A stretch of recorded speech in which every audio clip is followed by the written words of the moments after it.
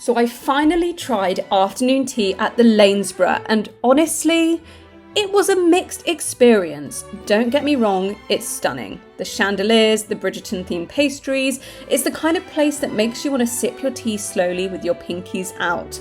But when you're paying that much, you kind of expect the service to match the setting, and let's just say it didn't quite. So was it worth the price, or just a pretty picture for Instagram? Let's get into it.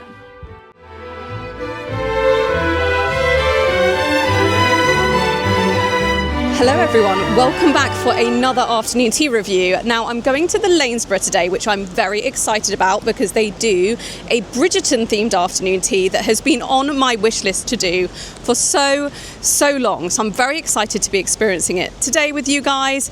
And I'm not going to lie, it was a bit of a nightmare to get to this hotel today because there is a massive storm in London. So it's very windy, very rainy, and not only that, but they shut the entirety of Edgware Road just as my bus was going down it. So I literally had to run for like 15 minutes to get on another bus, and I've just about made it about 5 minutes late. So I'm gonna head in now. Hopefully they've still got my table and we can experience this incredible themed afternoon tea together. So I've arrived for my afternoon tea. I've sat down. It's gorgeous in here. The chandeliers for one are stunning, and it actually has like a glass roof, so you get so much light in here, which is amazing because with a lot of the more traditional afternoon teas, they're in very traditional rooms and they can be a little bit darker. So I really love that. It's a beautiful setting. I've got the menu in front of me here. They have a few options for you. So I believe this is inspired by the third series of Bridgerton because it's very Colin themed. So you've got the full menu in here. The sandwiches, the pastries are all a bit more Bridgerton themed. Then you've got scones and afternoon tea here with nothing else added. So just teas and coffees, I think, is £89 per person. If you want to add a glass of champagne, it goes up to £105 per person. If you want to add a cocktail or a mocktail, it's actually £99 per person. So I feel like adding a cocktail is probably the best option, which is what I've gone for. I've gone for the non-alcoholic one just because I don't want to drink today, but they do have an alcoholic one available, which is basically their twist on a margarita. And they have quite a few special teas here as well. So they have the Bridgerton blend afternoon tea, which is what I've gone for to start with. They've got the Lanesborough signature teas as well. So there's a Lanesborough breakfast tea, and then there's some teas with a twist, which I might get into a bit later. They do also have a pianist playing as well, which is really lovely. I feel like that really adds to the atmosphere of the afternoon tea and just makes it feel really special and really lovely. The crockery, I will say, is nothing special. It's just all plain white. I can show you some bits of it, like the teacup is just a standard white teacup. The silverware is just standard silverware. Again, it's nice. It feels very nice and traditional. It's just not anything special or themed, which we've had at other places. But you know what? As long as it's nice and it's good quality, I don't really mind that. So now I'm going to wait for my mocktail and my teas to arrive, and when they do, I'll let you guys know what I think of each of them. So my cocktail has now arrived, and I need to show this to you guys because it is insane. It's got this really cute little feather on the top of it, a blue feather. I feel like that blue colour is so aligned with Bridgerton. I feel like the dress is always in that colour, and the colour of the drink actually really matches what I've worn today. I feel like I matched it perfectly. So this is the Blooming Wallflower mocktail. So let me tell you what's in it. It's cherry and raspberry flavours shaken with fresh lemon, cranberry juice and a touch of sweetness. So they said it's basically exactly the same as the cocktail but just without the tequila in it. So I'm excited to see what I think of it and how it tastes. I'm going to pick it up again very carefully because I don't want this feather to fall out ideally. I'm just going to turn it around as well so the feather's on the other side. So let's try this and I'll let you guys know what I think of it. I really like that. It's got a really lovely fruity flavour to it, and the rim is actually shaved coconut, which I feel like is a really nice touch.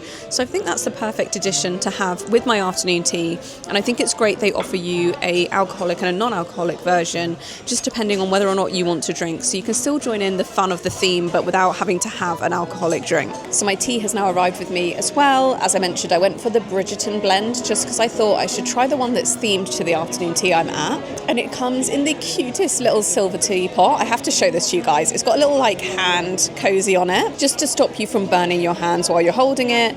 And as I mentioned before, let me move this into the middle for you guys. The silver teapots really help to keep the tea warm during the service. So I really like that. And I love the little cozy on it, just to stop you from burning your hand. I think that's so, so cute. So they poured this for me. I love when they do that at the more premium afternoon teas. I just think it's a nice touch to the service. There's not a tea strainer with this one, I think because they've already strained it for me. And I'm going to try this now and see what I think. I've been getting into my black teas during these afternoon teas. They're not normally what I go for, but I feel like when there's a special one for the afternoon tea, I might as well try it. So this one is a floral black tea with delicious sweet tones of fruit and rose petals. So I'm excited to see what I think. Let's try it. I really, really like that. It's really nice and fruity, actually. It blends perfectly with the black tea. Sometimes I find with fruity teas, they can be a bit too strong or overly sweet, and that is the perfect blend. I think this is going to go brilliantly with the afternoon tea when it arrives. I'm very, very excited for it to arrive because I've seen the stands and they look gorgeous. Can't wait to get stuck into mine. So the full afternoon tea stand has arrived with me now. You get everything in one go. So we've got the sandwiches at the bottom, and then you've got 2 layers of patisseries, and the scones come at the same time but on the side. Now, I will say about this, I prefer a more spread out service when we're spending this much money. I think anything above £70 per person, it needs a bit more of a custom service to it to make it worth that. I like when they bring out the sandwiches to you and you have them on your plate, and then they bring out the patisseries or the scones, whichever they're going to do first, because I feel like it allows you to really enjoy each stage of the afternoon tea. And my other thing is, when they bring out the whole stand, everything in one go, it does look beautiful. I will give them that.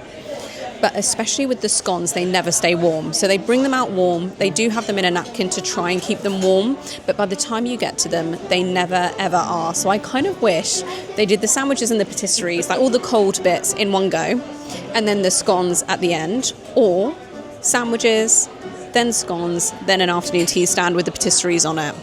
That's just my personal preference, and of course I'm being super picky for you guys because this is an expensive afternoon tea and I want to give you an honest review and just let you know my thoughts based on other ones that I've tried and what I think works best and what I think makes a difference to the service. So I'm going to get stuck into the sandwiches now after that little rant. Not really a rant, but you know what I mean. I'm going to get stuck into them. I'll let you guys know what I think of each one as I try it. I'll try and hold everything up to the camera so you can see, but I always get clips that I can insert just in case I can't. So we've got 4 sandwiches and then a little tart as well. So 5 savoury things with this afternoon tea to try. So to start the experience off, we have got a little tartlet, and this is kale and cream cheese. This is what it looks like. Very, very cute. I do like a little tartlet with my afternoon teas. I feel like they're a really nice addition. So you get something extra that's savoury but isn't another sandwich. So I'm going to cut into this, or at least try to, with my fork and get a little bit to try. I am actually struggling to cut into this, so I'm just going to bite into it instead and see what I think. That is so tasty. I really love a little cream cheese and onion or that sort of style of mini tart, and that one is really tasty. So perfect way to start the afternoon tea before we get stuck into the sandwiches. Onto the sandwiches, they come on this massive, massive plate, as you can see, and they've got a little napkin over the top of them, which I think is a nice touch. It's got the Lanesborough branding on it. So there's 4 under here. We've got a roast chicken sandwich, truffle egg mayo, we've got a cucumber sandwich, which looks humongous, and then we've also got a smoked salmon sandwich. So I think 3 out of 4 of these I'm going to absolutely love. But let's try them and see what I think. I'm going to start with the roast chicken sandwich. So let me just check in the menu exactly what this has in it.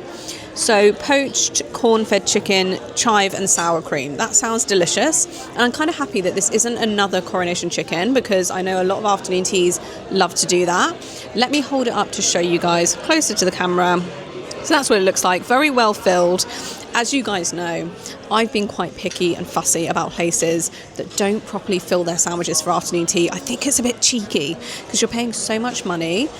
I think it's unfair when they put a little slither of filling in there, and especially if you're paying over £70, we expect a good on full sandwich. So I'm going to try this one. I'll let you guys know how it compares to the other chicken sandwiches that we've had. That is really lovely. It's a very soft, subtle, mellow flavour. I feel like it's perfect for an afternoon tea. The coronation chickens can sometimes be a bit wild, like they can be quite full of flavour, which personally I love. If you're someone that doesn't like strong, bold flavours, I can imagine that's probably not the best thing. That one is really nice. It's very beautifully blended in terms of the flavours, nice and neutral, really tasty. Chicken doesn't taste dry or anything like that. I'm really happy with that. Next up, let's give the truffle egg mayonnaise a go. So this has watercress as well, and I feel like it looks like it's got some rocket in there as well. So I'm going to try this one and I'll let you guys know how it compares to the other egg mayonnaise sandwiches that we've had. That truffle flavour is just heavenly. And there's not too much of it in there. There's the perfect amount and it balances really well with the egg mayo. I might get another one of those. I like it that much. Okay, third, we've got my least favourite of all the sandwiches that afternoon teas like to do. So this is the cucumber one, and this actually has a garlic herb cream in it, which is slightly different from what we've had at previous afternoon teas. I'll try it. I'm not expecting to like it that much because I just don't like cucumber sandwiches, but I'll let you guys know what I think. As I mentioned, not my favourite style of sandwich, but it is a nice one actually. And they give you quite a lot of cucumber in there, which is thickly cut. It's really nice and refreshing. If you like cucumber sandwiches, I actually do think that's a really good one. Finally, we have the smoked salmon sandwich, which has horseradish and dill in it as well. So let's try this one. They have a really good cream cheese here that they've also put in that. It's delicious. That is such a good salmon sandwich. Smoked salmon sandwiches, sometimes I feel like they can not taste the best actually because they just shove loads of salmon in there and they don't really think about the flavour balance. That one is really good. I'm going to say I think that's my favourite of the whole service. So the chicken, the truffle egg, and that one I love. And I would absolutely get refills if I was sharing this with someone else or if I was just generally here with someone else and I had the space for it. But because I'm doing the review and I've got to try everything, I don't think I'm going to ask for refills. Maybe at the end, if I think I've got a little bit of space, I will. And I do think they do refills on the sandwiches here if you ask. So I'm going to enjoy these sandwiches. I'm going to make my way through them. And once I have, let's move on to the scones before they get too cold. Okay, it's time to get into the scones. So you get two. You get one plain and one fruit, I think. Yeah, I think so. Just taking them out of the little napkin. As I mentioned, they did come very warm. They still feel a little bit lukewarm at the moment, but not as warm as when they arrived. So I kind of wish I'd had the tea stand and then they brought these out when I was ready for them, just so that you get to eat them warm, because scones warm is just so much better. But let me show you what they look like. So this is the fruit scone. Really nice. And then this is the plain. They look really, really good. So I think I'm going to start with the plain, and then they give you two different jams, and you get the cream as well. So let me show you each of those. So you get the clotted cream, which looks like this. How delicious does that look? I love when they do it like a dome. Just looks so delicious. You get a strawberry jam, which is in here. And you get a lemon curd as well. I love a strawberry jam and lemon curd combo. I feel like they go really well together. And I also like the little pots that they brought these in. I think they're so cute and pretty. So I'm going to load up my plain scone and I'm going to go for the clotted cream and the strawberry jam for that one. And then we'll try the clotted cream with the lemon curd for the fruit scone afterwards. Okay, I've loaded up the scone, or at least attempted to as best I could. I will say the scones here are very crumbly, but this is what it looks like. It looks like a bit of a mess, sorry guys, because honestly it was crumbling as I was doing it. It was practically disintegrating. But I will say, they give you a little little teaspoon for each thing. So you've got a teaspoon for your cream, one for your strawberry jam, one for your lemon curd, which I really appreciate because it means you don't get your spoons messy. Just feel like, again, that's a nice touch to have at the more expensive afternoon teas. So now I'm going to try this scone, or at least try to have it without it falling apart. And I'll let you guys know what I think. That is a very tasty scone. Really like it. My only issue with it is the fact that it is literally falling apart, so it's quite hard to eat. But it tastes amazing. The jam is really lovely, not too synthetically sweet. I find strawberry jams can be synthetically sweet. This one tastes really nice and natural, which I love. So I'm going to enjoy this half of the scone, and then I will put the lemon curd and the clotted cream on the fruit scone, and I'll let you know what I think about that one. Okay, I've loaded up the fruit scone with the lemon curd now. This one wasn't as crumbly, but it still was a bit. I'm going to show you guys my plate at the end of this, because I just want to show you like how much of a mess it's made. It's made it a little bit difficult to do the scones, but they taste good, so I'm not too bothered by it, to be honest. But let's try this and I'll let you guys know what I think. Really lovely lemon curd, really like it. Fruit scone is also delicious, but I'm not surprised. So overall, I'm actually really happy with these. I just wish they didn't make as much of a mess. Okay, so I've just finished with the scones. Really enjoyed them, but I thought I would show you how much of the cream in the jam I've used, just so you guys have a reference point of how much they give you. So this is what's left of the cream. I hope you guys can see that. There's actually quite a bit that's left. So I feel like if there were two of you, maybe you'd need a little bit of a top up, but you'd get pretty far through the service before you do need one. Then for the jams, I don't think anyone has ever used up all the jams at this type of thing. And the lemon curd I barely touched. I just used it once. So there's loads and loads of that left. I always feel like it's the cream that I run out of, or I feel like you need double of, especially because I am the type of person that puts so much cream on my scones. I absolutely love it. So yeah, that's how much I used of them. But let me show you how many crumbs these scones caused, because it's made a bit of a mess. And I think this is the crumbliest scones I've ever had at an afternoon tea, which sounds really, really silly. I just feel like it's worth pointing these things out so you guys know. Look at the mess that these scones have made. I promise you guys, I am not the messiest eater. Like, I was not trying to make a mess. In fact, when I do the scones, I actively try to not make a mess. But this is where we've ended up. So just be aware, scones here are very crumbly. Okay, it's time to move on to the patisserie. So we've got 4 of these. 3 of them are kind of mini sizes, and then there's one that is double the size of the others. So I'm going to start with the 3 mini ones. I think I'm going to start with Colin's Travels, which is this little chocolate item. So I'm just going to try to move it over to my plate. These are a little bit delicate, so I'm not sure how I feel about picking it up with my fingers. I feel like I might ruin it if I do, but I'll give it a go. Oh my god. Actually, it feels a bit sturdier than I was expecting it to. So let me just quickly hold it up to the camera to you guys to show you. I'm not going to hold it up for too long, otherwise it's literally going to melt all over my fingers. But this is what this one looks like. Very cute. So let's get a little bit of this on my fork so I can try it for you guys and let you know what I think. You know, I'm not often the biggest fan of the chocolate desserts. I find them a bit overwhelming and sickly, but let's see how this one measures up. That is a rich chocolate mousse. It's very tasty.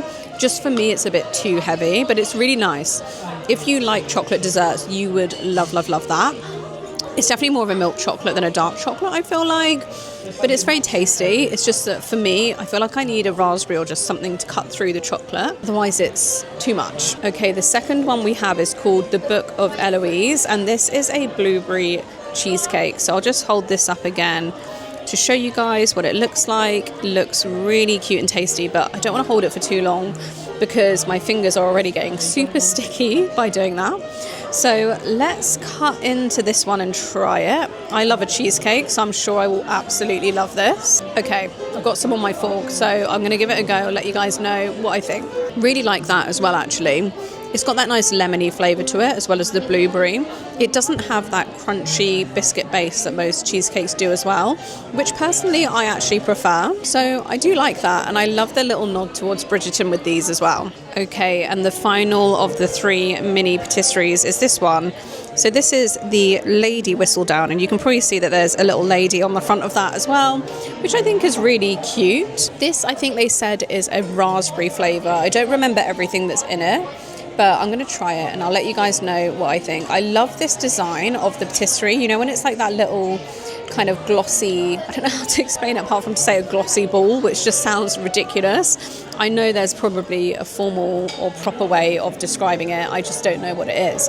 But I really like it. I think it's really pretty. I love the bright pink colour. Let's hope it tastes as good as it looks. I think that's probably my favourite of the 3. It's got a nice sharp tangy flavour to it. The other 2 are a bit one-dimensional. They're still nice. They're just a little bit one-dimensional to me.